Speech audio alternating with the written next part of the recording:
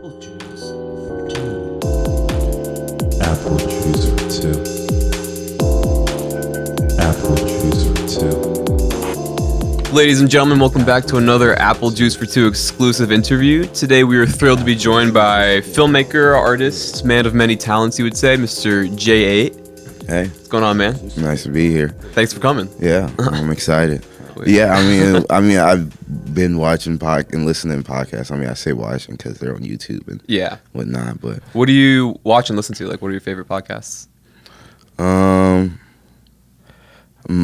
they like span wide, far and wide. I guess a few. You I like could Joe say. Rogan? Yeah, I'm not gonna lie. I'm not gonna cap. Really? Okay. I'm not like a habitual like.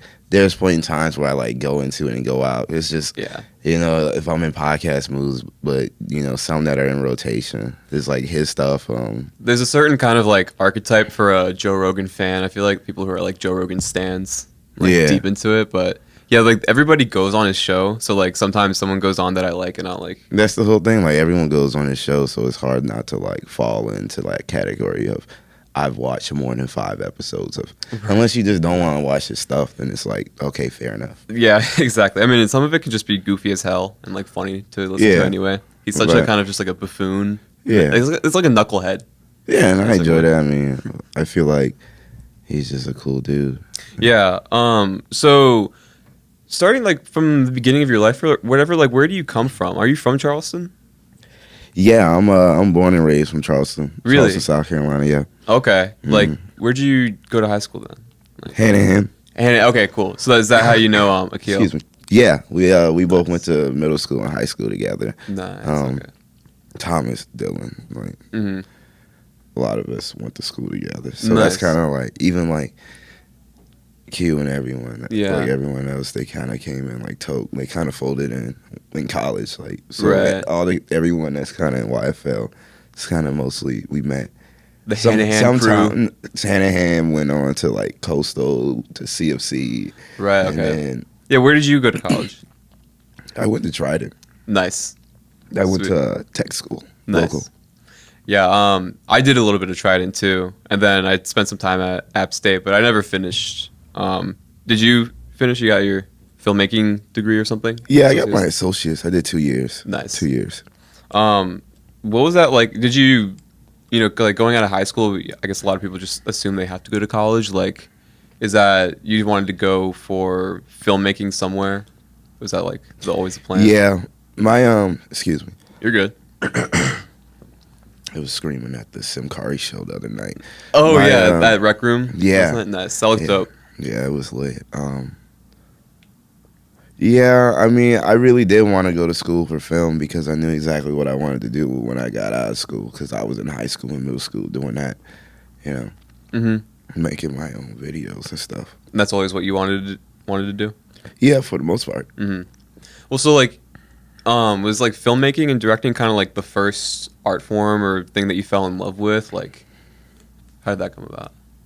Or like, were you into music before you started picking up a camera? I would say they simultaneously happened. Mm-hmm. Like, my dad was a DJ in like his high school days, That's interesting. early adulthood, and then so like he's always just been involved in music, and then he built a studio at our crib. So Oh, okay. when I was a kid, so I just had a studio there, but at the same time he had old cameras and stuff. Right. So you were just like as a kid picking stuff up and just playing around with it. And Yeah, I was like, I got basketball and baseball because he did those things, and video games with my brothers and my cousins, and and I got music and all that stuff Yeah. around me. What kind of stuff was like he into specifically? Like what was like playing around your house or like in the car and shit that was forming your young brain? You know what I mean?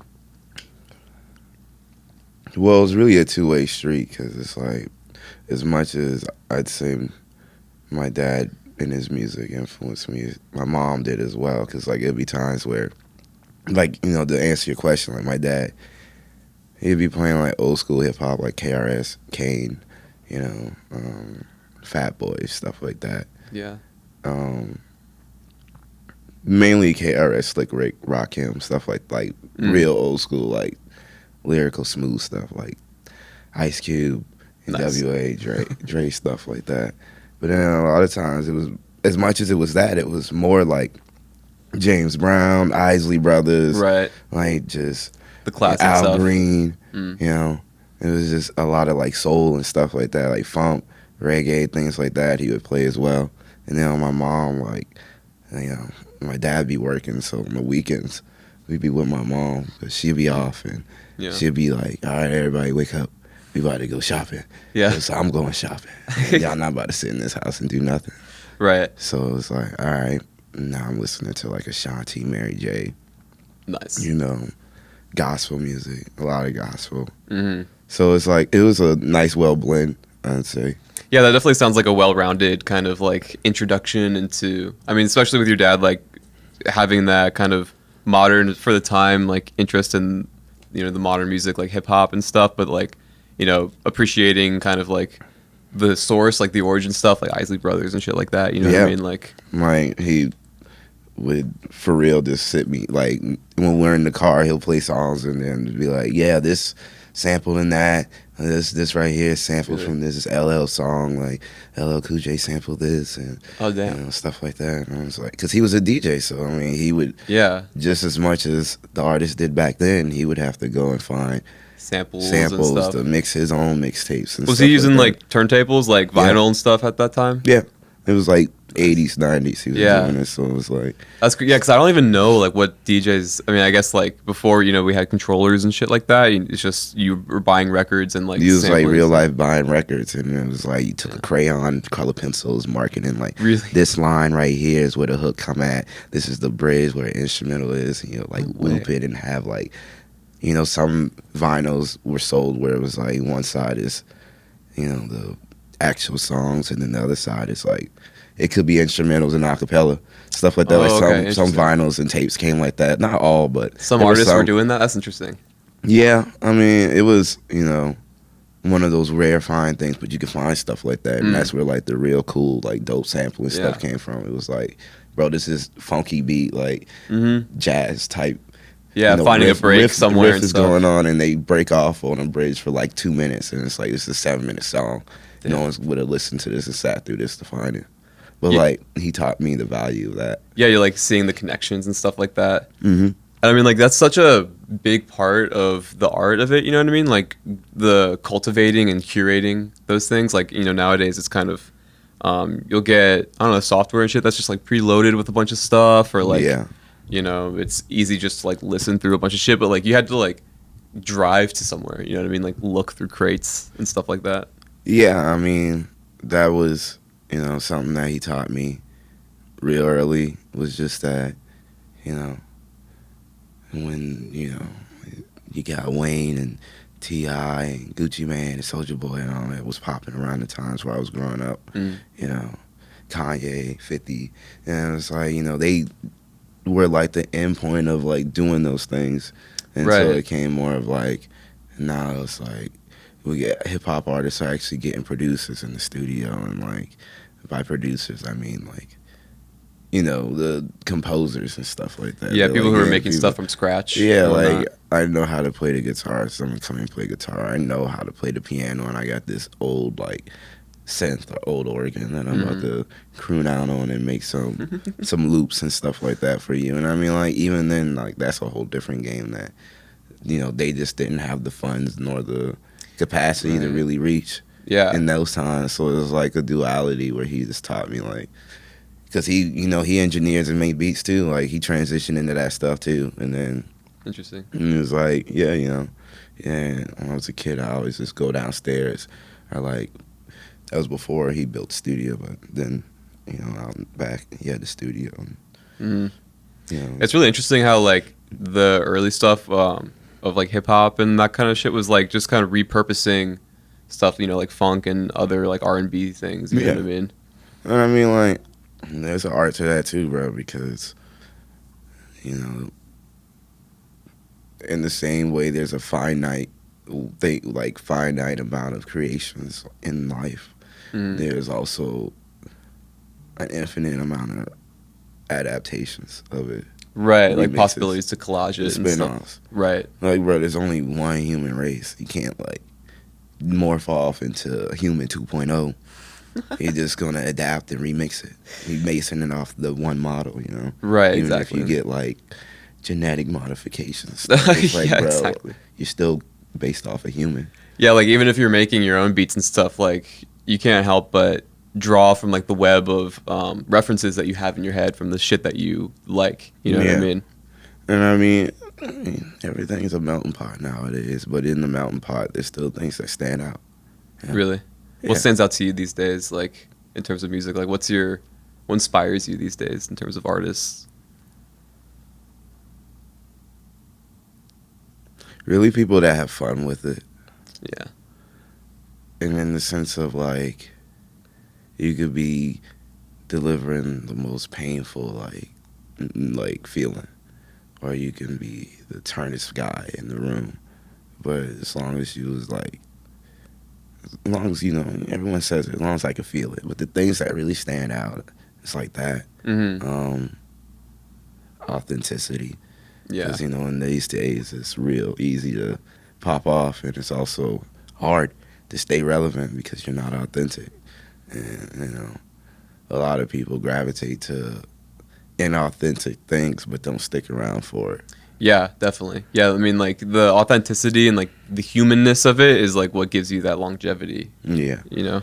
And, you know, stuff like that stands out to me. You know, what are you saying?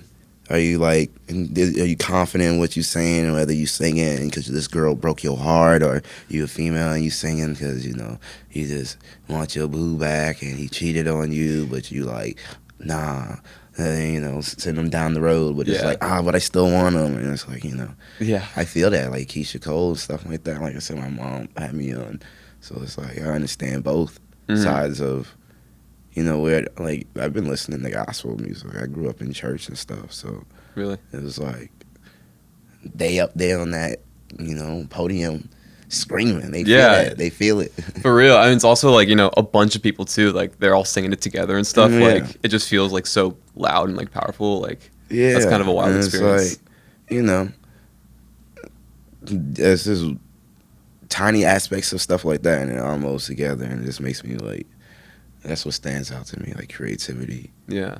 you know, being different, being authentic, but at the same time, if, you know, someone were to say you're a spinoff or you sound like that, you know, don't also treat that as a bad thing, because, Right. Yeah. bruh, all right, well, you a spinoff of your dad. Right. Yeah. Exactly.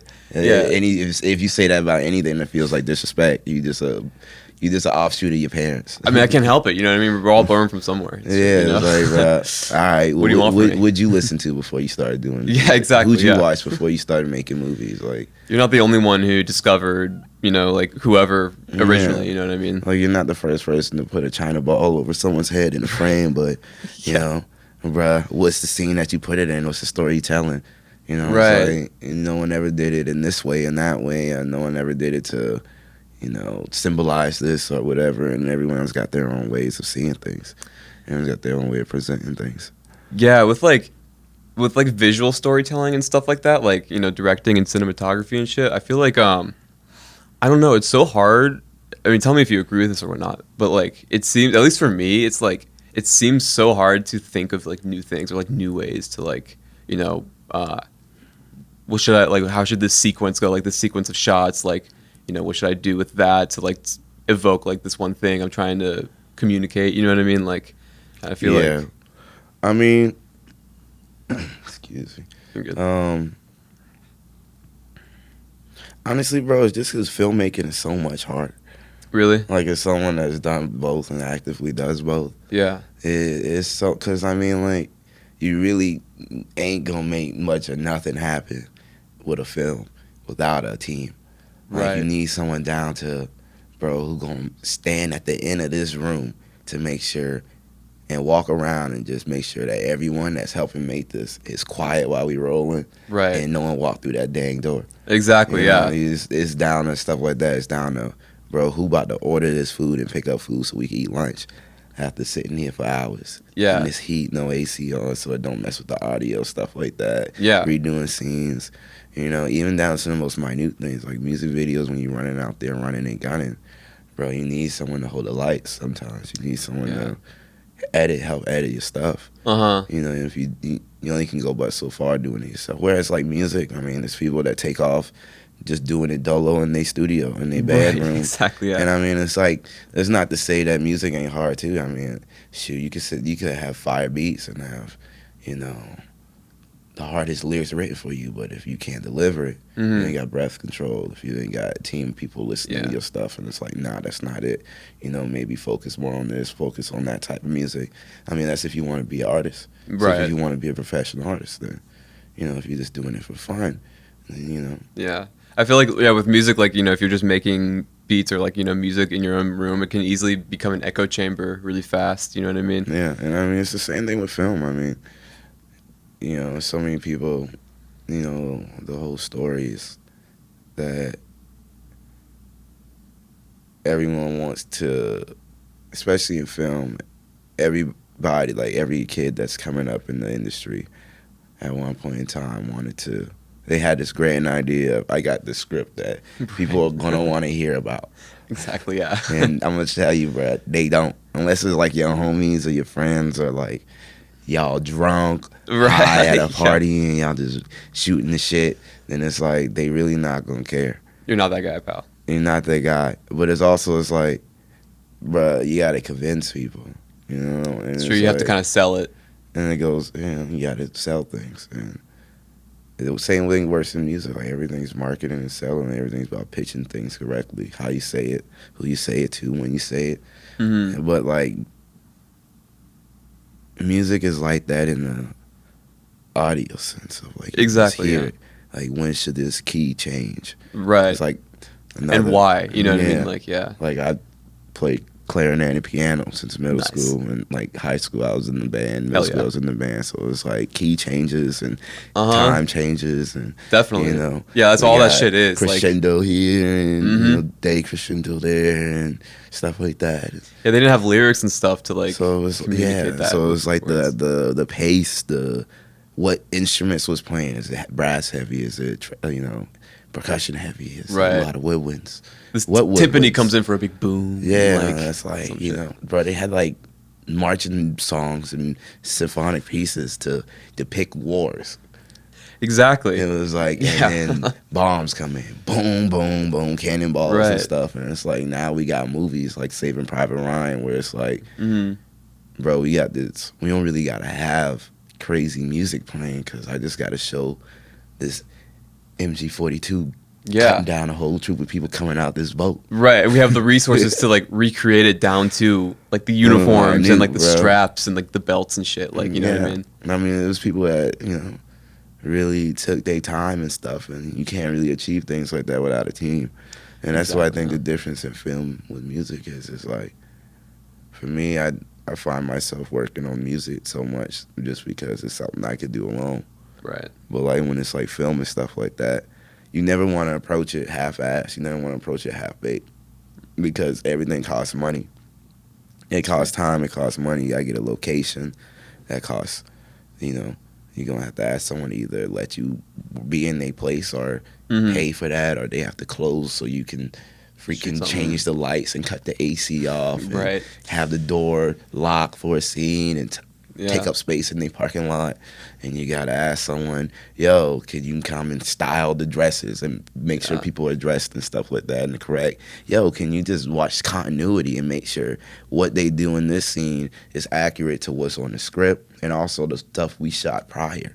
Right. And it's like, it takes more than one person. It takes more than two people to do that. Exactly, yeah. And like even the people who are like doing like the small roles, like the people going out and getting lunch and shit, like they have to be fully in it and like also know that like this little role I'm playing in this team is like serving the greater purpose. You know what I mean? Yeah, it's greater purpose mindset for sure. Because I mean, like when I'm on set for the shows that I've worked on, I mean, I've done PA work for the most, but I've been in other departments like camera mainly, done some audio, but production, Yeah. is, starting out. You know, it's where everyone is, but it's also a lead line into being the assistant director, and they're like Definitely, yeah. You just build running the credits show. up and shit. You know, they're the people that's running the show for the most part. But it's a team effort. Everybody thinks like they're the next Scorsese. You know what I mean? Like, or like even in like I love doing camera work. Like that's one thing I want to break into is just like getting into the camera department more so and doing like professional shoots as a camera guy. Like director of photography stuff. like director for that.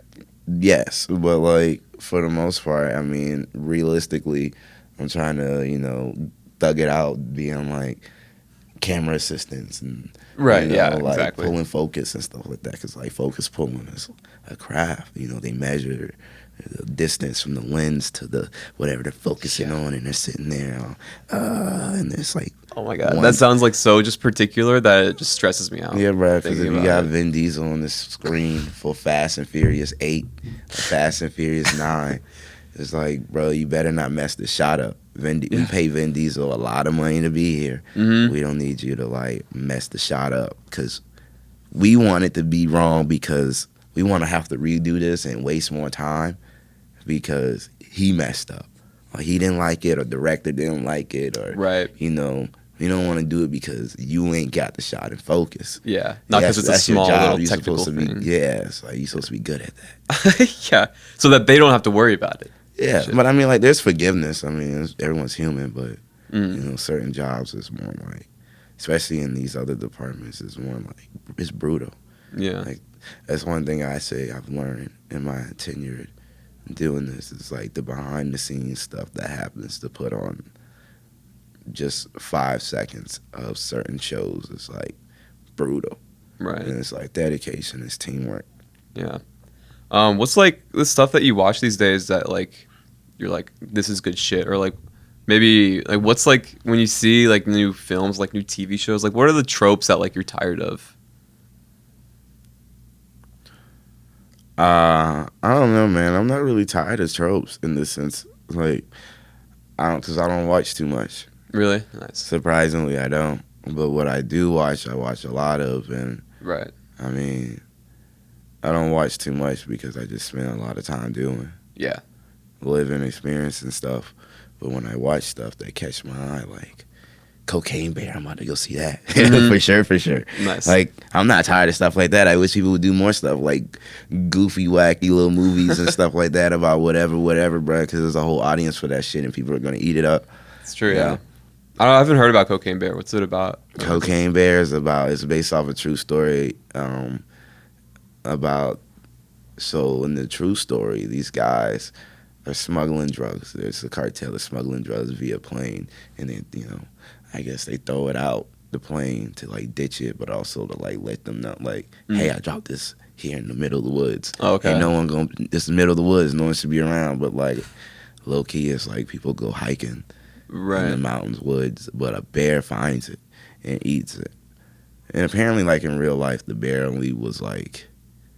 Oh, so it's based off a true story. Yeah, like the bear actually ate it, and the bear like I feel like I have heard of this. Like, the bear died right. naturally. Because I mean, if you eat a kilo of coke, no matter what you are, you're gonna die.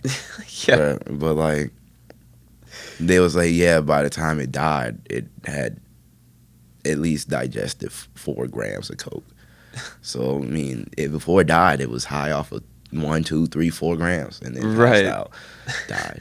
Heart attack, was going crazy. Oof. But in the movie Cocaine Bear, it just turns the bear into a psycho killer. Oh my god. But that's high on coke, so it's like goofy stuff is happening, and Okay. it's like a comedy horror film. One like the rubber type thing.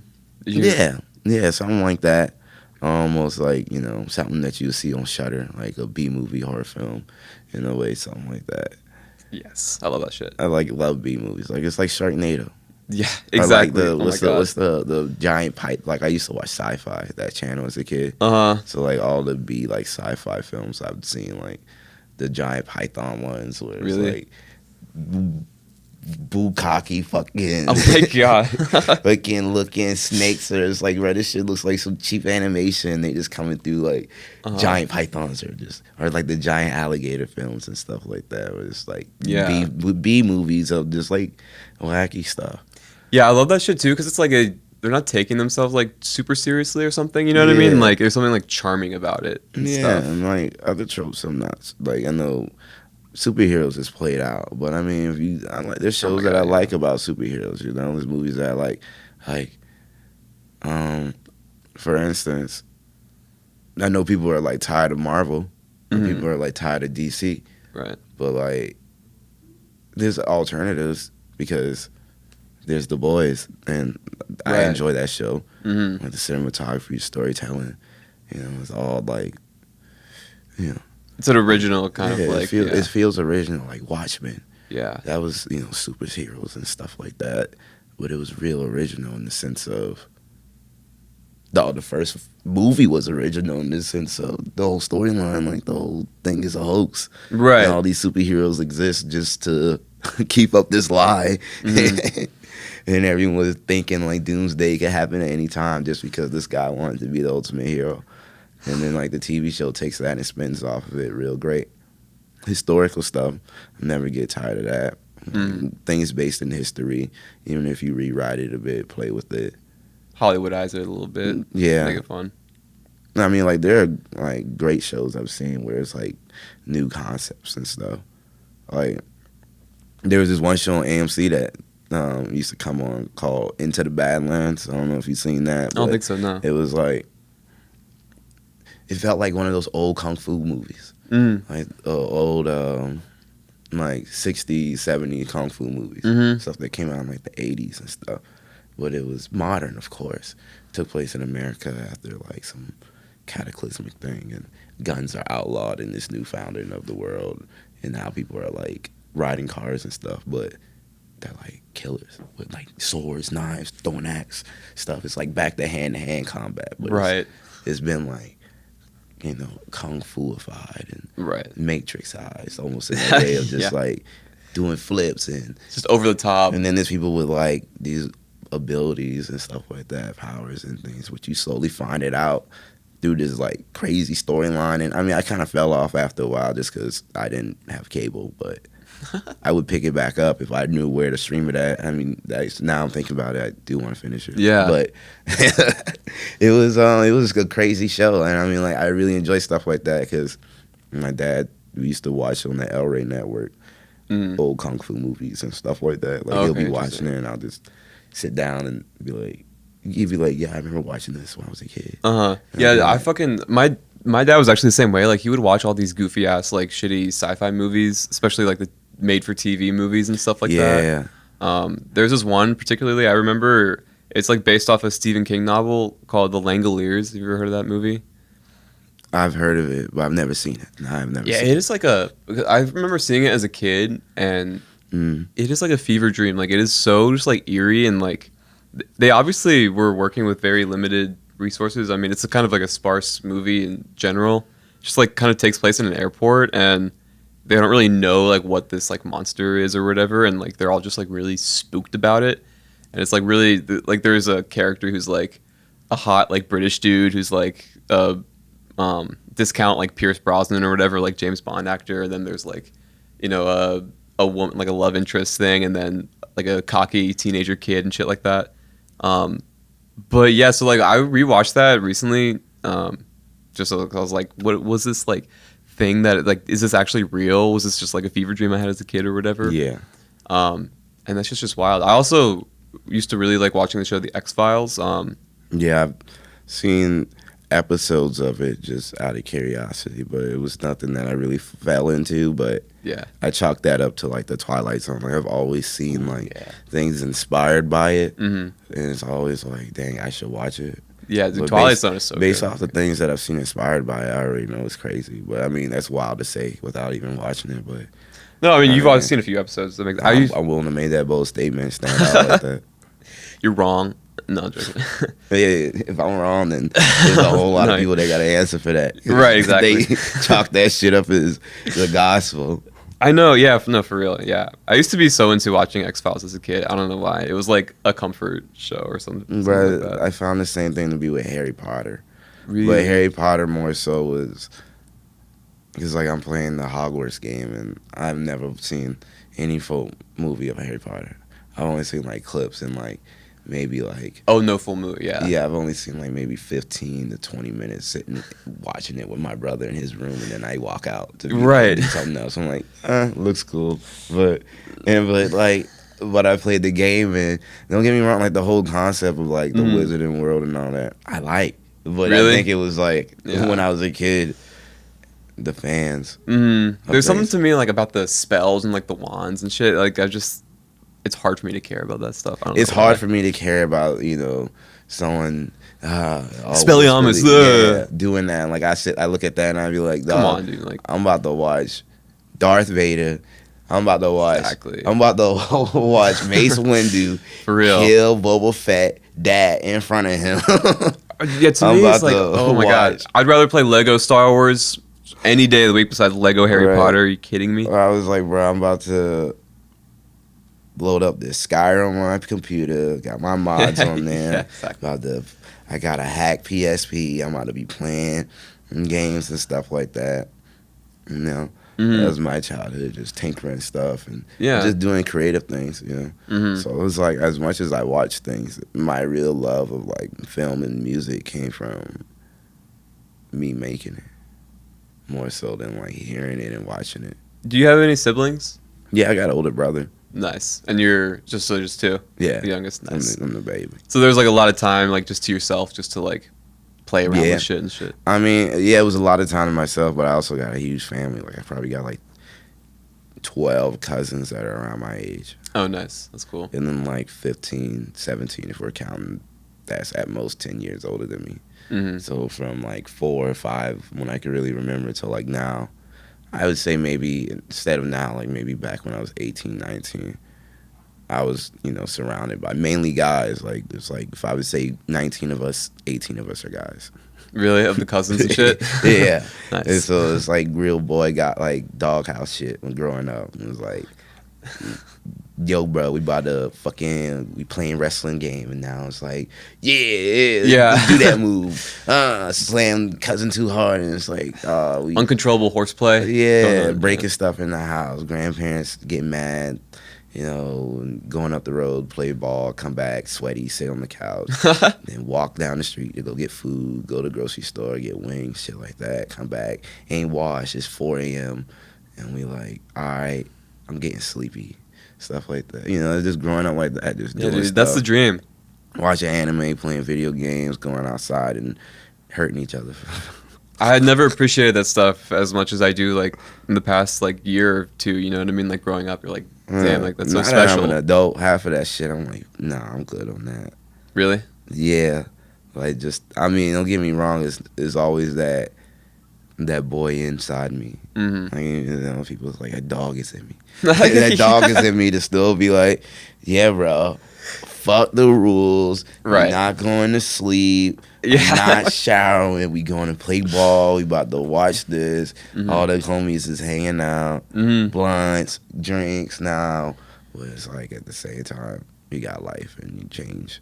Yeah, growing up, you have to learn to parent yourself, like, manage the kid inside you and also, like, just the adult inside you. You know what I The mean? adult inside me gets mad when I'm like, bruh, I didn't do this. I didn't get this done. I know, 'Cause I right? wanted to play the game.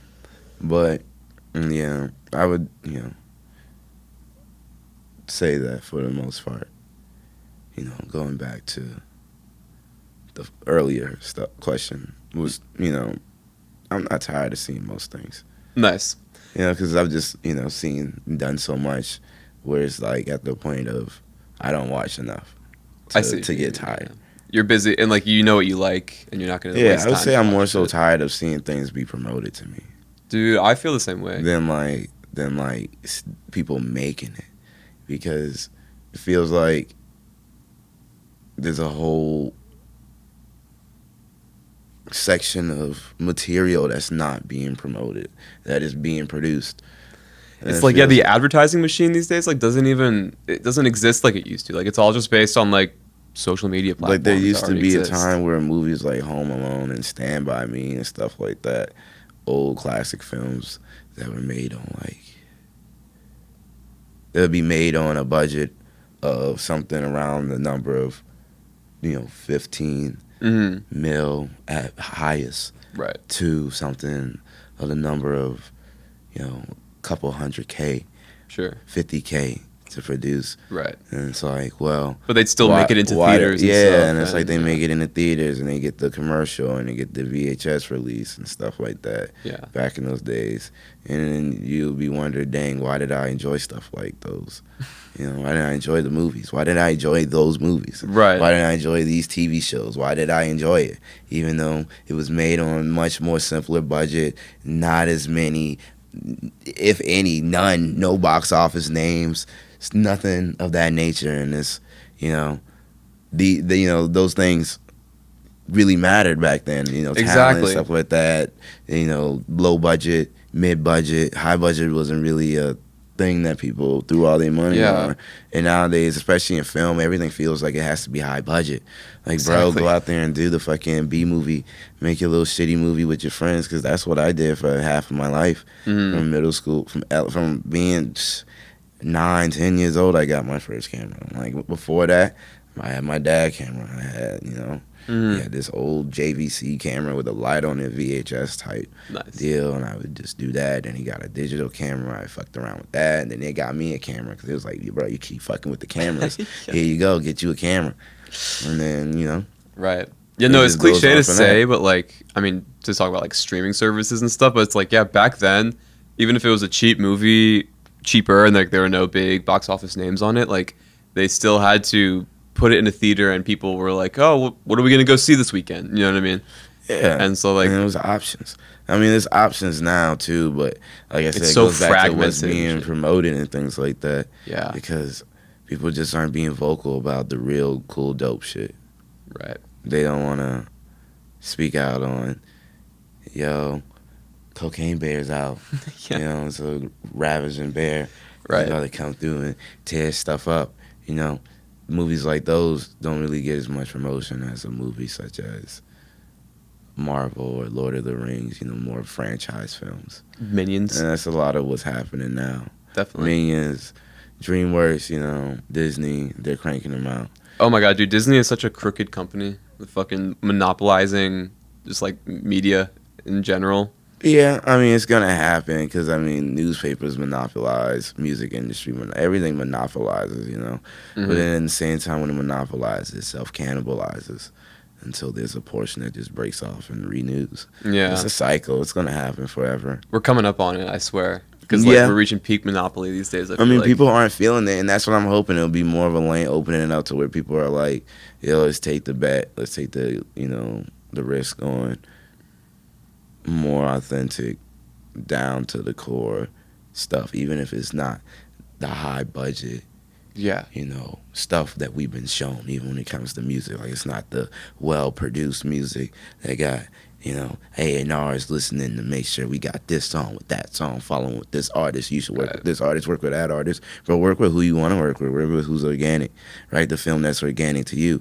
And if that's writing a film about a guy who fucking grows cactuses in the daytime and kills women at night because he had an abusive mom, write that story. If it's like, film it. I think you just thought of the next A24 film that's someone Right? should make. Or if you want to make a movie about, this puppet that, got kicked out of Puppet World, and now he has to Right. grow up, and now he's in the middle of L.A. and he's on Skid Row growing up. Like, Mhm. he's like, I got kicked out of Sesame Street. That's true. It's Fake like stuff now. we don't- Write it, right? Because why not? Why not? Like, Yeah. if you got the idea, do it. not everybody has to make like the next film that's gonna be like, oh my god, you summed up the human experience and like the plight of our generation so well, like perfectly, man. Like everybody expects like, I feel like a lot of like young filmmakers like aspire to like just like tackle all these huge topics. You know what I mean? Yeah, like everyone wants to make their political piece. Everyone wants to make their like Oscar, like everyone like in the film, like the Oscar award winning piece. Everyone wants to do that, and it's like, dog, you're not gonna make it trying to make it. Right. That's Like, yeah. I mean, I correlate it to weed. Like, people say, "Oh, that's mid, that's mid, that's mid," until you really got nothing but mid, and now that mid ain't looking too mid. Right. Yeah. Mid getting you through rough times. That's true. That's for people who, when they're on rough times and they got mid.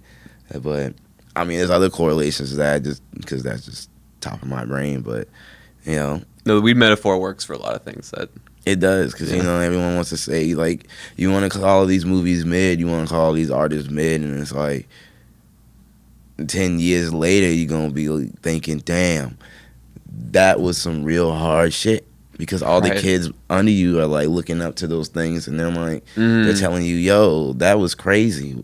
I don't know how y'all wasn't on that, how y'all wasn't Yeah. jacking that, like, that was crazy. there's so much shit that people miss. Yeah, there's a lot of things that people miss by, they just let pass them by. During its time and stuff. But it all works out in the end. So Akil says that you're working on some new music, like you're planning on releasing some shit this summer. Is that the truth, or what are you working on in that sense?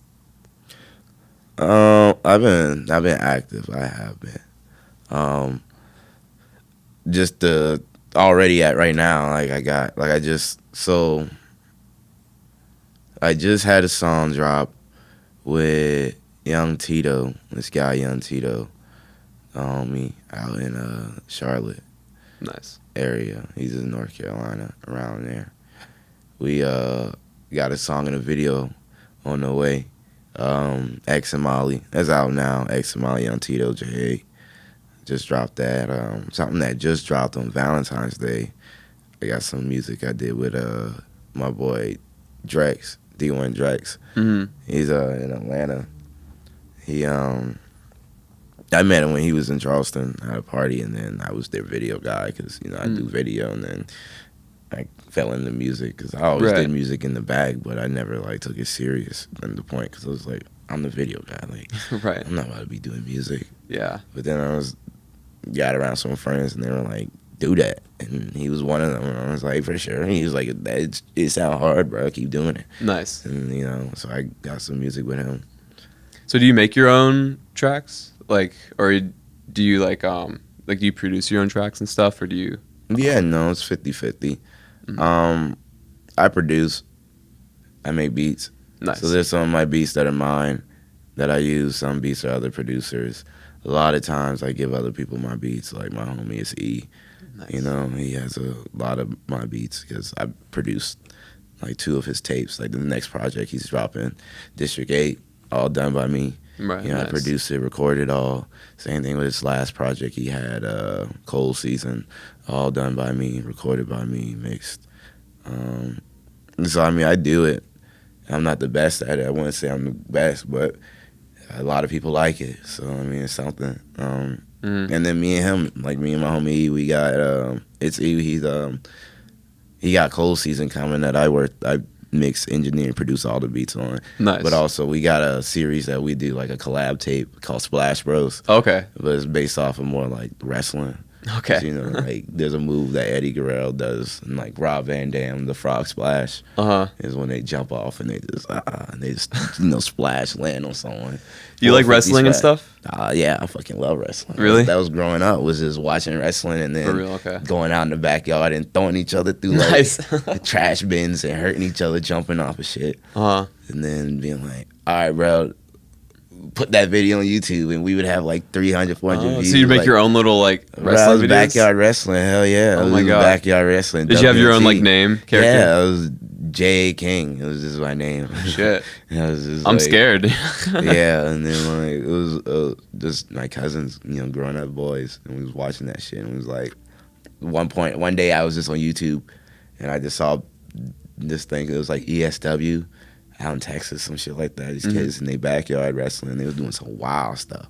Like, I'm talking about like just throwing each other through like fire, like tables on fire. God. Like Damn. they had whole like storylines, and they was taking it seriously, like some WWE. Like, if you want to get there, take it serious, I guess. And I was like, let's do that. Well, Yeah. I didn't take it that serious, we didn't do like thumbtacks and stuff like that, but we did my some God. crazy stuff, but That's a Nah. whole world that I have not known at all about, like the DIY wrestling, Backyard wrestling scene. is insane. I mean, people die and get hurt. Like I've seen some. I was deep dive. I was deep in that shit. Uh-huh. Like back in like middle school, high school. But that was just because we did. That was just another thing we did for fun, low key. I mean, as much as we took it serious, we was just out there. Like it was just one of the many things we did. Yeah, 'Cause that boy energy, just like getting it out and shit. just getting it out. But I mean, yeah, that was. Yeah, backyard wrestling. That was some shit. Nice. I mean, I'm gonna make another. I'm gonna make a comeback for sure. Like, Yeah, I'm exactly. gonna make a wrestling show that's gonna rival. You know, I'm not fighting to be no top WWE, AEW Right. stuff. I'm gonna be me. It's gonna be something written by someone like me for people like me. Right. But it's wrestling. That's something you really want to do, like actually. Nah, it's not. It's just Thought one about- things I want to do. Yeah. Like, No, that'd be really interesting. Just like to play with the form of that. You know what I mean? Yeah, Like, because it's like, I don't know. Imagine a wrestling show where it's like they go out there wrestling with the things they're wrestling for. It's like different.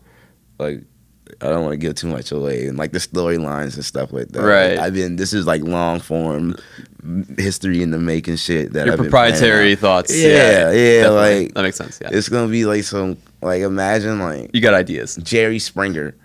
Okay. Or something wrestling. like that. But wrestling, like imagine like I don't know, like Loiter Squad or like Jackass or like the Boondocks. You know, it's like it's gonna be satire. It's gonna be real life stuff, but it's also gonna be like, you know, like the Eddie Guerrero, Rey Mysterio storyline. Like, bro, you about to fight for custody of your son. Really? Okay, so like, Like some goofy shit, or like you about to fight for your wife. If Yeah. you lose, he taking your girl, and if you win, you get to keep her. You fighting for her love. Damn. She like if you win, if you lose, she leaving you to go with him. She like if you really love me, you'll face me, and like you'll fight for him in a death match, Right. In a Japanese barbed wire death match. And he's like, Ding, ding, ding. He's like, bitch, what? Yeah. A death match. I'm so like unfamiliar with the WWE thing and stuff, and like I've heard that like I mean, tell me if I'm wrong, but like yeah, like they do like there's more to it. Like there's the characters kind of have like I mean, it's intentions rockstar and shit. bro. Like old school stuff. They really lived their life. Like they really was like, if I was a mean guy on TV, if you ever saw me in public, and they're like, oh, it's him, and then you know they play the character out like. The fuck out of my face. Get away from me. Like, oh, they'd be stunting him. Like, Ric Flair would really be out. If you saw Ric Flair out, Ric Flair was dripped out because they lived their character. Like, The Undertaker. Gotcha. You ain't never seen The Undertaker in public because The Undertaker was like, Secretive and stuff. it's like, I'm The Undertaker. You're not supposed to see me. I pop up behind you, disappear. You know. So they those people generally like live and embody their personas. I'd say or like the whatever. best example of that is The Rock. Yeah, The Rock in WWE is The Rock in real life now. You know. that's a good point. He's living that. He's The Rock. Mhm. He's The Rock. He's living. I mean, he definitely is the fucking He's Rock. a living wrestling character. You know, he's The Rock. That's And, true. You know, even nowadays, I'd say it's definitely changed. Like the internet and people are more aware of like, you know, people say the whole thing like it's fake, and it's like, bro, it's scripted. Like they still fall through the table. They still Yeah, fall on this mat. These ropes are. You try running up against a rope at high speed. That shit still hurts. Like, right. It sounds like they're not necessarily trying to trick people into thinking it's real, right? Or are they intentionally trying to do that? Do you think, or like, It's theater. right? It's no different than watching Hamlet on stage. Mm-hmm. Hamlet, they pull out. There's no different than watching Julius Caesar Mm-hmm. on stage. Brutus and all his homies stab the fuck out of Caesar, and it look real. They got the blood and all that, but that man ain't dead. They ain't really stab him, but the audience is feeling it. Yeah. It's no different than like a movie. You know, that guy didn't really get shot in the head. It just looked like he did. Yeah. He did in the movie. This guy got arrested on this wrestling show. In his world, he got arrested. You know, everything Really? exists in its own world. And when you look at things that way, then wrestling is no different than people that watch Harry Potter. Right. It's like, bro, you look at them and be like, bro, magic isn't real. You watching these Yeah. fairy fuckers do that. Yeah. It's like Narnia isn't, or it's like Star Trek, you know. Yeah. Walking Dead. Ooh. cowboy movies. What do you, Right. you Like, just enjoy it. Like, It's you know like, what I bro, mean? enjoy it for what it is. Everything is theater. Everything's a play. Music is that, bro. Mhm. Like, no one's doing all these drugs. If they was, they'd be dead. That's a good point. No And they one's- wouldn't be no like one's making the creative output that they have. Yeah, You know, no like one's being as efficient. hardcore killer as they are, because all the ones that are in jail. Right. All the ones that was doing dumb stuff, crazy like that, either in jail, on the run, not making music, or dead. Everything's a character, and I mean, like, That's true. wrestling's the personification of that. It's character. It means reality meets theater. That's awesome. Meets athleticism, because I mean, you have That's to true, be yeah. athletic.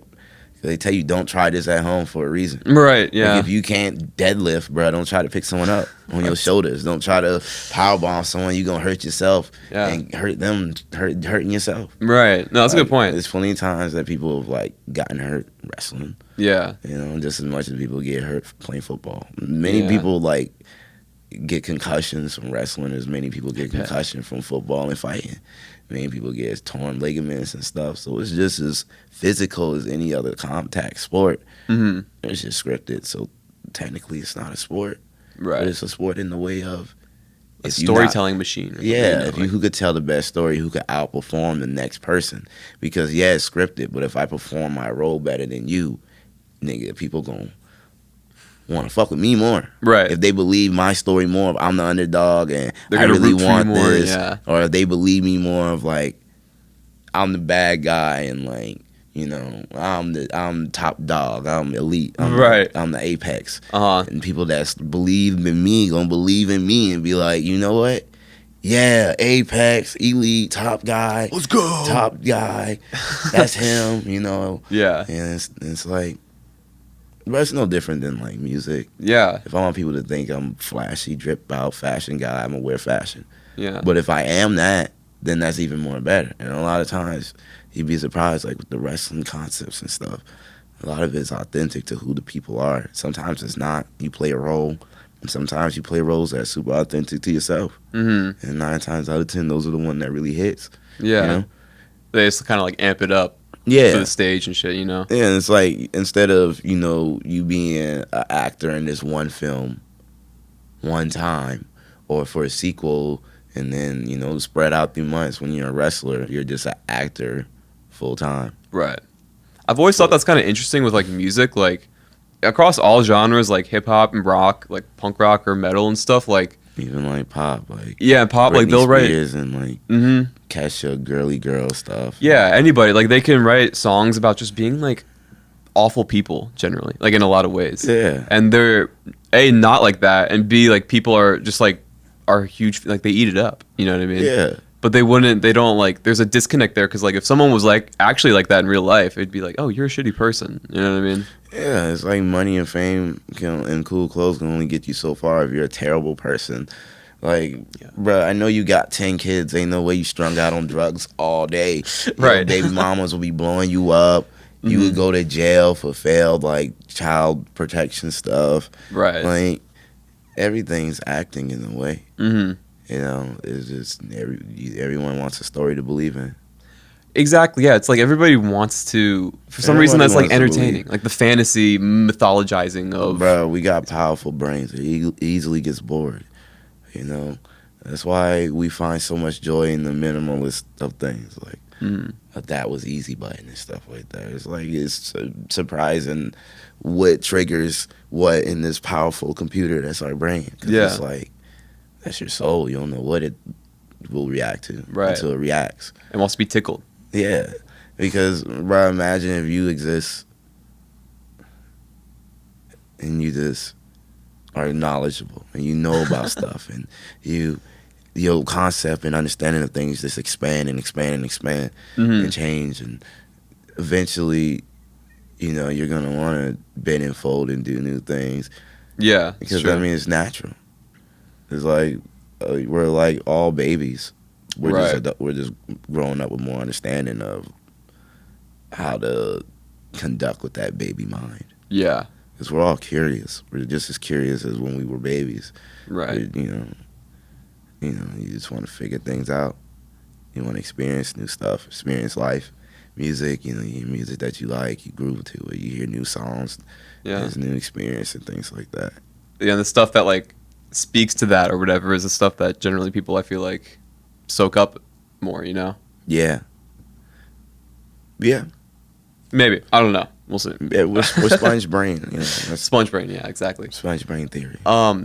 So like you're really into fashion and like modeling and stuff. When did that kind of like come about? Were you always like into expressing yourself through clothing or like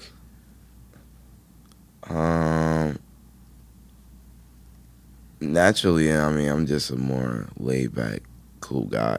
I don't know, that sounds like a terrible description of me, but I mean, laid back, cool in the sense of laid back, cool in the sense of the way of I'm not as expressive, you know. I don't really. you're not just talking? I mean, I'll talk to cut time, and I'm a fucking troll sometimes, so I'll just talk just to hear myself talk Right. and get a reaction or no reaction. It's just me saying it entertains myself Yeah. in a way, which sounds crazy, but so be it.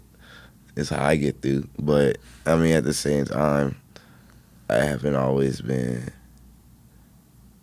as fashionable, I would say, to where I am now. You know, I've always had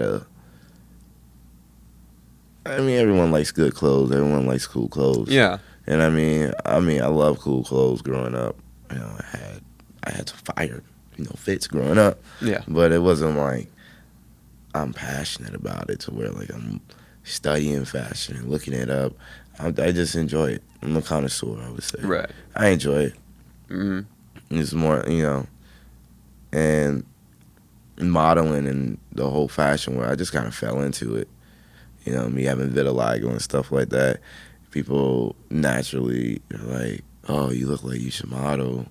You look different. People are just naturally more attracted to me. Their eyes are always on me. So, like, for most of my life at this point, I'm just used to having the eyes and people on me. Yeah. So, What do you think that's all about? Like, people wanting you to model and stuff based on that. Like, it's the look. I mean, I'm not going to be like, oh, that's fucked up or anything because that's the industry, bro. They're not going to ask anyone that don't look appealing to model. mm-hmm. Because that's what a model is. You got to look appealing. Right. You're a model. You're not a average. Yeah. You're a model. You're modeling the specimen. I mean, you see a model of the car. How does that car look? Clean, perfect. Right. The way they want you to see the car. Not how the car looks in the hand of an average user. An average user, bro, it ain't been washed. It got shit, papers in the back. Mm-hmm. People probably smoking it. Got burn stains on the carpet, food crumbs, water stains, Yeah. stuff like that. They ain't washed the car in weeks, in months. It's been damn 2 seasons. Summer and fall done passed, and they ain't washed their car still. But that's not the model. The model is what they present. The company presents, and it's like, this is what we're selling. Yeah. And it's like, I have a look that's unique. There's people like Winnie Harlow, she's the most famous one, but there's like other guys and stuff. Like there's one guy on Instagram I kind of engage with here and there, like D-Lo. He models and he it just pretty much is what it is. It's one of those things. It is what it is. Yeah. Because I mean, shit, I fucking had in school. I would have girls like be like, what does your dick look like? Oh my God. Questions. Like I've had that. Like real life, I've had like on one hand I could count. Luckily, it hasn't happened too crazy, but I've had like mad sexual questions just off of base of how I look because they was like, oh, I wonder how it looks. Mm-hmm. And it was like, or something like that. And It's so pretty it's just like, insensitive to just like say that or like. I guess, but I don't give a. I mean, as it stings, like it hurts in the way of like, damn. I wasn't expecting you to say that. Too, damn it kind of does suck that you look at me as that, but I'm a guy, so I really don't care. Really? I mean, I'm in a relationship now, so I mean, like those statements are very much inappropriate. But Yeah. in the time where I was single, that's like dog you falling in my lap right there, asking me that question. It's Okay, yeah, no, exactly, yeah. This is a setup. You Right. asking me how does it look? You want to see it? Yeah, yeah, exactly. I can show you That's it. true. Like that's a setup. And I was like, but I mean, that's how modeling. It was a setup. A girl walked like any other time, any other great man story in life. A girl was the reason. Everybody knows what a white guy's dick looks like. Yeah, No one needs to ask me that. A girl was the reason. Like I was in Trio. My homie Matt. This was back when I was working season 1 of Righteous Gemstones. I was interning, and we were at Trio one night, and we were just in there vibing and stuff. And this one girl, Jerry, this one girl, she was a bottle girl, came there, was working. She just approached me and was like, "Do you model?" And like, that's been questions I've always gotten. Even to this day, people ask, "Oh my God, do you model? Like, are you a model? You should model. Like, if you're not a model, you model." And I'll be like, Thanks, you're thanks. really original. I appreciate it. But I Never mean, thought of that. They be like that. And she was one of the ones, like the earlier ones that did it. And at first I was like stuck because this is like, you know, I'm Taken aback, kind of. At the time, underage, and there's obviously 21 and up girls in my face. Like, looks good. She's like, "You model?" Like, ask me questions. And I'm like, if I say yes, this can go somewhere good. If I say no, this can go somewhere not good. And my night's just gonna go how it was gonna go before. Exactly. And then my homie Matt was like, "Yeah, he does." And then she was like, Sweet wingman. She was like, Perfect wingman. I was like, "Oh, bet. All right, well then come meet me and meet my photographer and this guy Nicholas Overstreet. He owns Boisterous Couture. He was the first guy I shot with. Uh-huh. He was like, I met them. And he was like, "Yeah, let's work, bro. We definitely. Yeah. I got some nice shit in mind." Yeah. And I mean, we've had a great working relationship ever since. Like. Well, it's nice if it can be like some steady gigs for you. Yeah. Steady work and shit like that. I've done a lot, and I mean, I'm still on the website. So, I mean, some stuff we did back in like 2018. So it's like, this is before I even really started taking modeling seriously. Really? And then, I mean, I still wouldn't say I'm taking it seriously now because it's not, I would say if anything is film, music, life, modeling. Right. And modeling is like in the mix of life, but kind of at the bottom of it, because like I enjoy it, but it's not something I want to focus on if my life and my main goals aren't satisfied. It's not like as, I guess, rewarding as like, you know, making something from start to finish and seeing it finish and stuff. I have more stake in what I'm doing now. Exactly, yeah. Like I didn't grow up wanting to model, like. Mm-hmm. And it just happens that I've been blessed with new attributes that, you know, is a guaranteed shot at modeling or at least taking pictures. And I'd be a fool not to take it up, bro. If you want to pay me to sit in some clothes, fuck yeah. Right, you want to give me some exposure sitting in clothes. You know, back when I was single, if I'm gonna get women attention by putting on some clothes and taking a photo with next to another girl or next to this nigga, hell yeah, bro. What? Right? You yeah. gonna pay me to do that? You gonna pay my travel to do that? Obviously, yeah. It'd be stupid not to do that. So it's like good work, I guess, and steady shit, you know. And I mean, like, but at the same time, I do enjoy it. Like, I get clothes, I get, you know, free stuff every now and then. You know, I get to work with designers. Like when Smoke Clears, Racer Worldwide, you know. No Face, stuff like that, you know. Not Your Brand, like a bunch of cool little small brands I wouldn't have known about if I wasn't modeling. And I all got pieces from each and every one that I've worked with. That could be really expensive if you bought that shit by yourself. Oh yeah, I mean, like.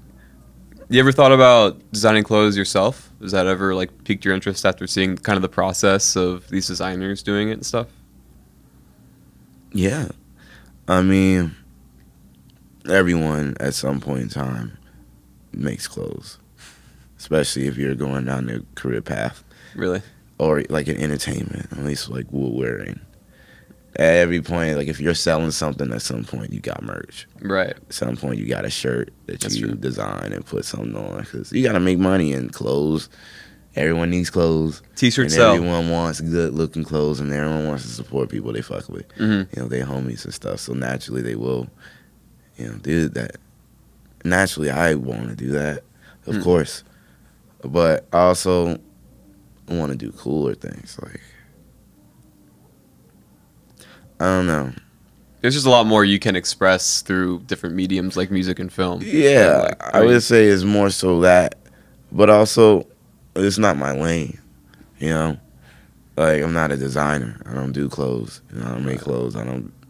I mean, I look at things and at times I've been like, oh, because in film, I write scripts and I design how they. I'm like, this guy is in a black sweater, black pants, turtleneck, stuff like that. Or I'm like, he's in this suit, jacket, and I gotta find it, and I gotta be like, all right, Google search, thrift shop, this store, that store, that store, just to find a boot that I want him to wear. I gotta go online and find a prop gun just that I want him to have because it's the 1960s that I'm writing, and it's like I can't have no gun before 57 because it's taking place in 61, and no guns came out between 61 and stuff like that. You gotta know. And I mean, like with clothes and stuff like that, of course I naturally fall in line of like I want to design a set piece, like a line, like a wardrobe for this film. Yeah. Like, someone had to come up with the design for everyone costume on Star Wars. Everyone had to, George Lucas sat there and thought about that. Steven Spielberg thought about what E.T. was going to look like. He thought about what they was going to wear. Devil Wears Prada, the director and wardrobe team, they think about stuff like, Sex in the City. Definitely, they think about what they're going to wear. All down to the most bukkake little whack videos, Right. Like, they got the person that's constructing it visualizes what they wear. And I'm saying all that to say, like, that's, I do the same thing. You're right. But that's just not my lane. Right. Of, like, something that I would be like, Your specialty or whatever. come to this website to buy my clothes. Yeah. I got T-shirts, socks, this, that. Got to drop this week. And then next month, I got my next drop. If anything, it'd be like, yo, bruh, I made a jacket. And I'm wearing it. Yeah. Just for me. Nice. Or it's like, I made a jacket and my homie asked me to design it. And I did that. More so than me being like, I'm going to make a bunch of clothes and sell it. Yeah. It's just not my lane. It's not what I want to do, honestly. No, that makes total sense. I mean, I'm fascinated by it for sure. I would love to make some money selling clothes. Yeah, but I don't want to do the work to sell clothes. If you can make money just wearing them, if I can make money doing the bare minimum, which modeling is work too, don't get me wrong. Like, it's work. Yeah. But compared to, like, manufacturing stuff, and You're right. Oh, yeah. I mean, there's no comparing. Definitely, yeah. Well, so what stuff are you working on now? Like, besides the music, are you working on any, like, film projects or something that you want to plug or anything coming up soon? Yeah. So, I mean, just right now, YFL is what I want to plug. Everything YFL, really, truthfully. Because, I mean, we're taking over. There's no lies, no faking it. You can't deny it. But, I mean, film-wise, I guess we'll go in order. Just YFL projects. Be on the lookout for that, Nice. Anything from YFL, I would tell people to be on the lookout for. Especially for me, 8 tapes, be on the lookout. X and Molly videos dropping. Young Tito, myself, J8 on the track. The video for that's dropping soon. Be on the lookout. It's Young Tito, me, J8, X and Molly. Splash Bros, my homie ESE, and me. It's our collab tape. Splash Bros 1 is already out on my SoundCloud. Cloudy J8. You can go listen to that, get a taste of what the second one's going to be like. I just dropped the song Dying on my SoundCloud. Just a little something I felt like dropping, so I dropped it. Then I got a show on the 24th. Okay. No, on the 25th, on Saturday. Of March? February. Oh, okay. Yeah. This is out in time, come out. If not, hey, bro, come to the next one. Right, yeah. You missed out. The Rebel Tackery, but it'll be on my page more. Okay, cool. I haven't really promoted it much just because, I got the flyer, but I'm a creative unit, so I want to actually, like, make something eye catching. Right. Put it in a video and animate it and stuff like that. Yeah. But yeah, and then just be on the lookout for more music from me. I mean, I'm like you say, boss man. Through the word out, I'm gonna be more active. Nice. I dropped some stuff back. I dropped a little EP back on my birthday in December, Area 8, and that's doing good. People really vibing with that. But I've been really working on some new stuff, like this new sound. Like, truthfully, I just got like so much in my head and so much on a hard drive that it's like 3 different tapes.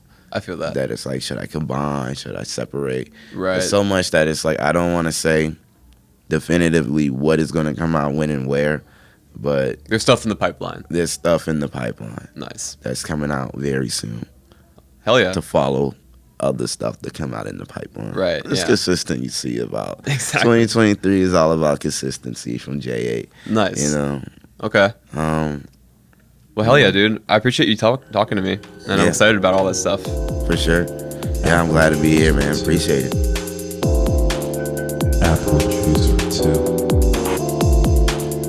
Apple Juicer 2. Apple Je suis pas pointeur. Je suis pas pointeur.